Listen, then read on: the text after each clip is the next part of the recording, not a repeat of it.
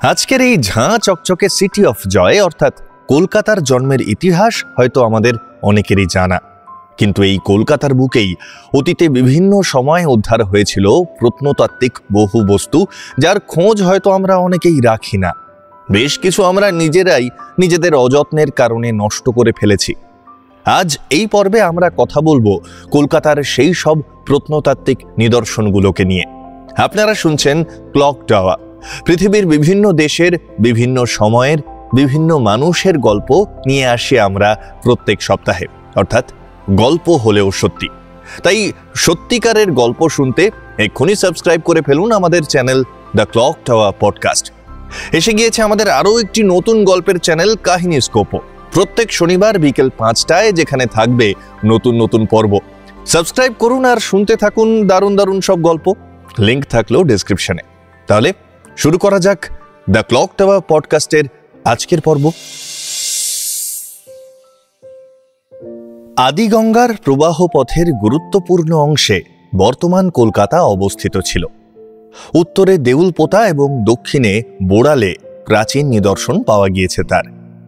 সরকারি বিবরণ অনুসারে আড়িয়াদহে 1708 খ্রিস্টাব্দে দেওয়ান হরনাথ ঘোষাল প্রতিষ্ঠিত মন্দিরে শিবের যে লিঙ্গ মূর্তি আছে তা নাকি গঙ্গা তীরের একটি প্রাচীনতর মন্দির থেকে সংগৃহীত। লিঙ্গটির নিম্নাংশ মাটিতেই প্রথিত। মাঝের অংশের গৌরীপট্টের বেড় 7 ফিট, উপরের অংশের বেড় 3 ফিট এবং উচ্চতা 3 ফিট। লোকমুখে শোনা যায় 400 গজ দূরে নদীর ধারের এক জঙ্গলে প্রাচীন মন্দিরের ধ্বংসাবশেষ থেকে এই লিঙ্গটি পাওয়া গিয়েছিল। সরকারি নথিতে নথিবদ্ধ করার সময়ও 10 থেকে 20 ফিট উঁচু ভূখণ্ডের উপর 1.5 মাইল লম্বা এবং সিকি মাইল চওড়া এলাকার একটি জঙ্গল ছিল। এরই নাম ছিল দেলপোতা বা দেউলপোতা। চতুর্দিকে ছড়ানো ছিল ছোট ছোট ইট এবং ইটের তৈরি স্থাপত্যের ধ্বংসাবশেষ। দেউলপোতার মাঝখানে এক পুকুরের কাছে এই মন্দিরের ধ্বংসাবশেষ ছিল। কলকাতার দক্ষিণে অবস্থিত বোড়ালেও একসময় ছিল বহু পুরাকীর্তি। সেখানে অজস্র প্রত্নবস্তুর সন্ধান পাওয়া গিয়েছে। নির্মলেন্দু মুখোপাধ্যায়ের মতে ইট খোলার জন্য প্রায় 12 মিটার গভীর পর্যন্ত মাটি খোঁড়ার সময় 2টি প্রধান জনবসতি স্তরের চিহ্ন আবিষ্কৃত হয়েছে। নিচের স্তরের পুরাবস্তুর শিল্পরীতি শুঙ্গ, কুষাণ ও গুপ্ত যুগের। এ স্তরের কোথাও কোথাও পানীয় জলের কূপ বা আবর্জনা জমানোর জন্য কূপের চিহ্ন পাওয়া গিয়েছিল। দু একটির জায়গায় এই স্তরের উপরের অংশে প্রাচীন দালানের ভিত্তিভূমির নিদর্শন, পয়ঃপ্রণালীর নিদর্শনও দেখা গিয়েছে। দ্বিতীয় জনবসতি স্তরটি মাটির প্রায় 2 মিটার নিচ থেকে ছিল। আনুমানিক একাদশ-দ্বাদশ শতক থেকে পঞ্চদশ-ষোড়শ শতক পর্যন্ত এ স্তরে মনুষ্য বসতি ছিল। সব থেকে নিচের বসতি স্তরের নিচের স্তর থেকে কয়লা হয়ে যাওয়া গাছের কাণ্ড, জীবজন্তুর ফসিল আবিষ্কৃত হয়েছে। বিভূতিভূষণ মিত্রের কথায় বোড়ালের মাটির নিচে 3 ফুটের পিঠ স্তরের দেখা মিলেছে। আরও নিচে ছিল কয়লা হয়ে যাওয়া অসংখ্য সুন্দরী গাছের মূল ও শাখা প্রশাখা। এই স্তরের উপরে নিচে প্রস্তরীভূত বহু জীব দেহাংশের সন্ধানও পাওয়া গিয়েছে। এর মধ্যে উল্লেখযোগ্য ছিল একটি হাতির পা, হাঁটু থেকে পায়ের নিচ পর্যন্ত লম্বায় প্রায় 37 ইঞ্চি। হাতির দাঁত, চোয়াল, বাঘের পা, হরিণের অসংখ্য শিং, সম্ভবত গন্ডার ও অন্য জীবদেহের অংশ এবং নরকঙ্কাল।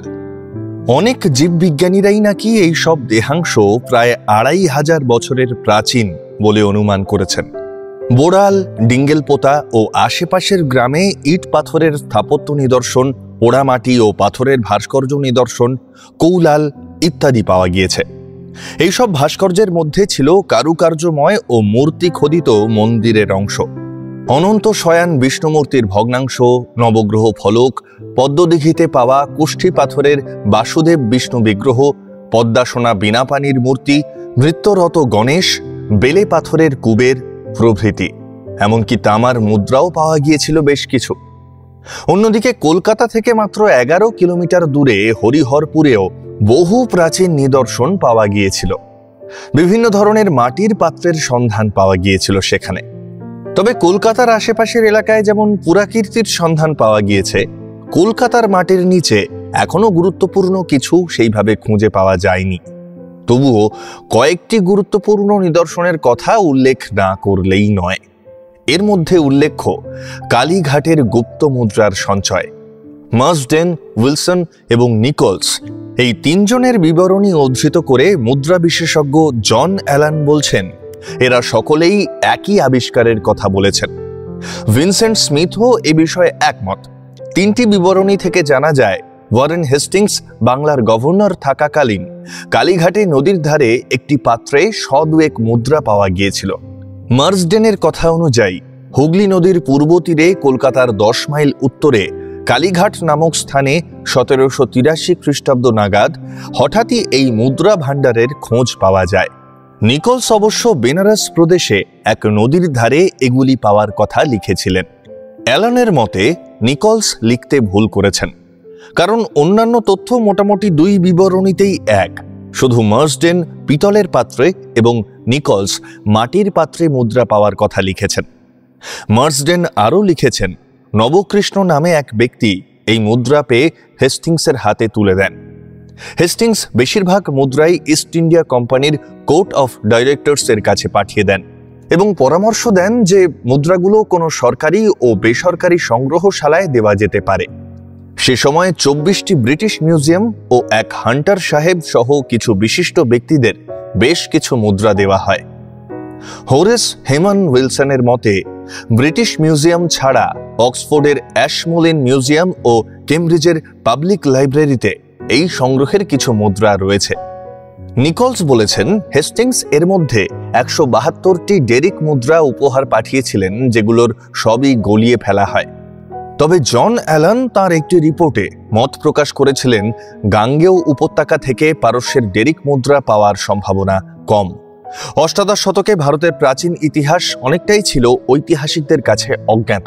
তাই সেই সময়ে ধনুর্ধর রাজার বা যোদ্ধার মূর্তি উৎকীর্ণ করা মুদ্রাকে পারস্যের ডেরিক মুদ্রা বলে ভুল করা আশ্চর্যের কিছু নয়। তাঁর মত ছিল, এই মুদ্রাগুলি ছিল খুব সম্ভবত দ্বিতীয় চন্দ্রগুপ্তের ধনুর্ধর মূর্তির স্বর্ণ মুদ্রা। এছাড়া ছিল নরসিংহগুপ্ত, দ্বিতীয় কুমারগুপ্ত ও বিষ্ণুগুপ্তের মুদ্রা। নিশীথ রঞ্জন রায় তাঁর কলকাতা ইতিহাসের উপাদান বইতে মত প্রকাশ করেছেন, এই নিদর্শনের সঙ্গে কলকাতার উত্থান বা নগর বিন্যাসের কোনো সম্পর্ক নেই। গুপ্তযুগের মুদ্রা পেলেও গুপ্তযুগে এই অঞ্চলে বসতির অস্তিত্ব ছিল কিনা তা নিয়ে সংশয় থেকেই যায়। কিন্তু সুদূর অতীতে এখানে যে কোনো এক সময় জনবসতি থাকতে পারে তার ইঙ্গিত পাওয়া যায়। তবে অন্য একটি নিদর্শন থেকে নিম্নগাঙ্গেয় ভূমিতে মানুষের জনবসতির কিছু নিদর্শন পাওয়া যায়। কল্যাণ কুমার গঙ্গোপাধ্যায় তাঁর বাংলার ভাস্কর্য বইতে এই প্রসঙ্গে লিখছেন, গুপ্ত রাজশক্তির আনুকূল্যে বাংলার বিচ্ছিন্নতার অবসান হয়ে বৃহত্তর ভারতের সঙ্গে যে সাযুজ্য প্রতিষ্ঠিত হয়েছিল, সেই যোগাযোগের প্রভাব তার সাংস্কৃতিক জীবনে প্রতিফলিত হতে বিলম্ব ঘটেনি। অচিরেই উত্তর ভারতের সঙ্গে রাজনৈতিক বন্ধনের ফল পরিলক্ষিত হয় বৌদ্ধ শিল্পকেন্দ্র সারনাথ থেকে আনা 5ম শতকের লাল বেলে পাথরে গড়া একটি দণ্ডায়মান বুদ্ধ মূর্তিতে। বর্তমানে রাজশাহী বরেন্দ্র অনুসন্ধান সমিতির সংগ্রহশালায় রক্ষিত এই মূর্তিটি বাংলাদেশের রাজশাহী জেলার বিহারউইল গ্রামে আবিষ্কৃত হয়েছিল। নিশ্চিতভাবেই মূর্তিটি সারনাথের মূর্তি তৈরির সময়ই সৃষ্টি, কিন্তু একই ছাঁচে গড়া অসংখ্য মূর্তির মধ্যে এই বিহারউইলে পাওয়া মূর্তিটি নিঃসন্দেহে যথেষ্ট পরিমাণে এমন বৈশিষ্ট্যমণ্ডিত ছিল, যা গৌড় রীতির মূর্তিকলায় পরবর্তী যুগে সুপরিস্ফুট হয়ে উঠেছিল।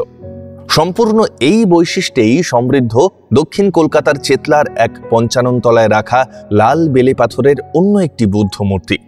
কালের প্রভাবে এই মূর্তির দেহ বর্তমানে অত্যন্ত ক্ষতিগ্রস্ত হয়ে পড়েছে।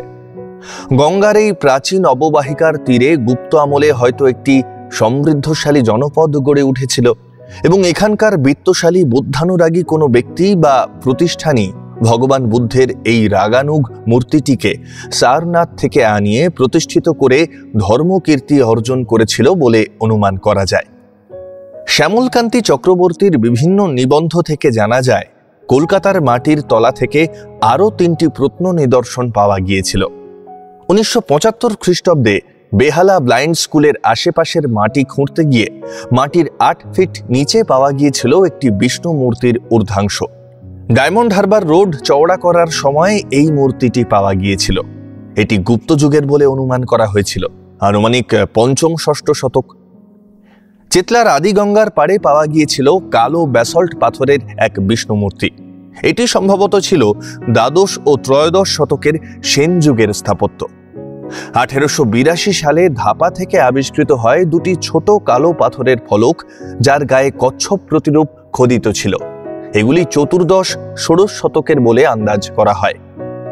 1880 খ্রিস্টাব্দে ইস্ট ইন্ডিয়ান রেলওয়ে কোম্পানির অফিস তৈরির জন্য পুরনো ফোর্ট উইলিয়ামের ভিত খোঁড়া হয়েছিল। অন্ধকূপ হত্যা সংক্রান্ত বিতর্কের অবসান ঘটাতেই আর বেইন অন্তত 10-12 ফুট পর্যন্ত মাটি খুঁড়েছিলেন। পূর্ব দিকের প্রাচীরের কাছে কিছু মাটির তৈরি ভাঙা পাত্র পাওয়া গিয়েছিল।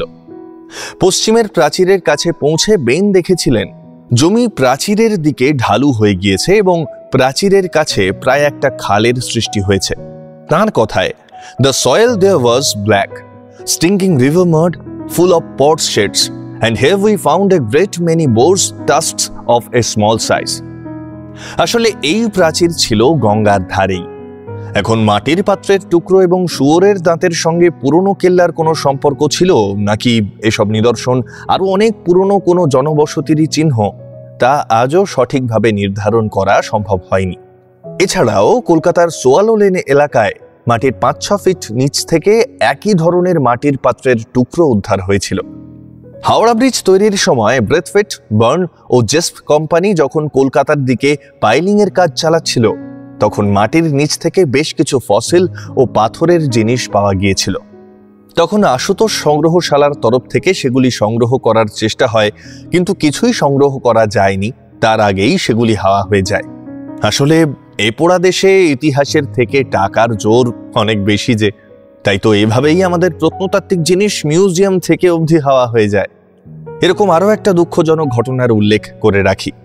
1988 সালের ফেব্রুয়ারি মাসে হাওড়া স্টেশনের পাশের পুরনো রেল গুদাম ভেঙে যাত্রীনিবাস তৈরি করার সময় ইটের দেওয়াল দেওয়া শখানেক ঘর এবং 5টি গোলাকৃতি কুয়োর সন্ধান পাওয়া যায়।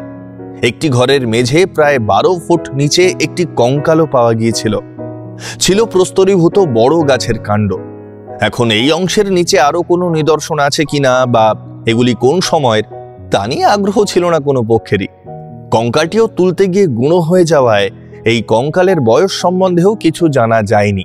কারো কারো মতে এটি ছিল পর্তুগিজদের অনাথ আশ্রম অথবা কৃতদাসদের জলপথে বিভিন্ন দেশে পাচারের আগে আটকে রাখার জায়গা।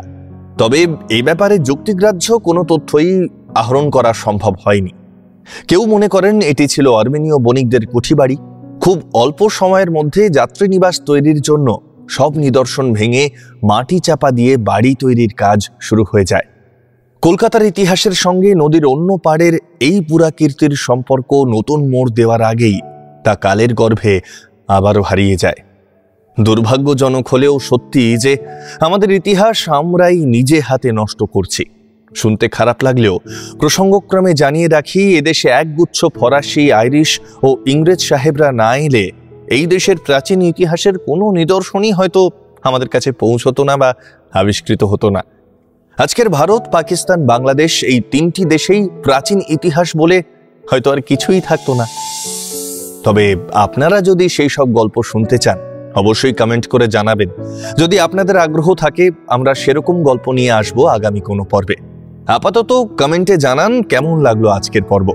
আমরা বাংলা ভাষায় আপনাদের জন্য তৈরি করার চেষ্টা করছি বাঙালির ইতিহাসের সবথেকে বড় অডিও লাইব্রেরি। আগামী প্রজন্মের জন্য আমরা রেখে যেতে চাইছি চেনা শহর বা মফস্বলের অচেনা কিছু গল্প, অনেক অনেক মানুষের গল্প। আপনাদের যদি আমাদের কাজ ভালো লাগে তাহলে অবশ্যই একটা লাইক করে দেবেন। আরও এরকম পর্ব শুনতে চাইলে সাবস্ক্রাইব করে সঙ্গে থাকবেন।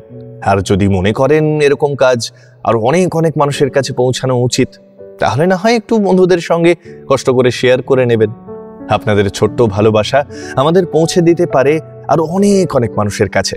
আর আপনি যদি ভালো গল্প শুনতে ভালোবাসেন, যেমন ভূত, গোয়েন্দা, প্রেম, হাসি বা সামাজিক, তাহলে জানিয়ে রাখি এসে গিয়েছে আমাদের নতুন গল্পের চ্যানেল কাহিনী স্কোপ। লিংক থাকলো ডেসক্রিপশনে। সেটাও সাবস্ক্রাইব করুন আর শুনতে থাকুন দারুণ দারুণ সব গল্প। আজকের পর্ব পাঠে ছিলাম আমি শঙ্খ, স্ক্রিপ্ট মোহর, পরিকল্পনা কৌশিক রায়, সাউন্ড ডিজাইন শঙ্খ, কভার ও ভিডিও এডিট ইনভিজিবল ম্যান। আগামী সপ্তাহে আমরা আসছি আরও একটি নতুন পর্ব নিয়ে। সঠিক সময় নোটিফিকেশন পেতে তাই অবশ্যই ওই যে সাবস্ক্রাইব করে রাখুন আমাদের এই চ্যানেলটি। তাহলে দেখা হচ্ছে আবার পরের শুক্রবার ঠিক রাত 9টায়। ততক্ষণ ভালো থাকবেন, সুস্থ থাকবেন।